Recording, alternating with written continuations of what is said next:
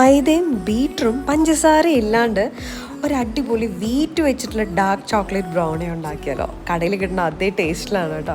അപ്പോൾ ഇതിനാവശ്യമുള്ളത് ഡാർക്ക് ചോക്ലേറ്റിൻ്റെ ഒരു ബാർ വേണേ, ഡാർക്ക് ചോക്ലേറ്റ് തന്നെ വേണം കേട്ടോ. പിന്നെ കൊക്കോ പൗഡർ, ബേക്കിംഗ് പൗഡർ, അമൂലിൻ്റെ ബട്ടർ, മുട്ട, ഒരു മുട്ടയാണ്, പിന്നെ ശർക്കര പൊടിച്ചത്. പഞ്ചസാര നമ്മളിതിൽ ചേർക്കുന്നില്ല. വാനില എസൻസ് ഉണ്ട്, അത് ഇത് ശർക്കര പൊടിയാണ് കേട്ടോ.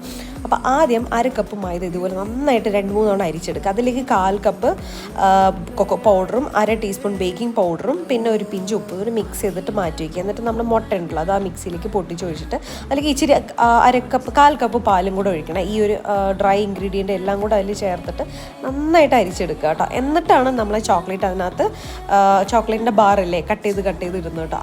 ഒരു 180 ഡിഗ്രിയിൽ 10 മിനിറ്റ് നിങ്ങൾ പ്രീ ഹീറ്റ് ചെയ്യാവൻ, പിന്നെ അരമണിക്കൂർ അല്ലെങ്കിൽ 35 മിനിറ്റ് വീണ്ടും ഇതൊന്ന് ബേക്ക് ചെയ്തെടുക്കുക. Brownie ready.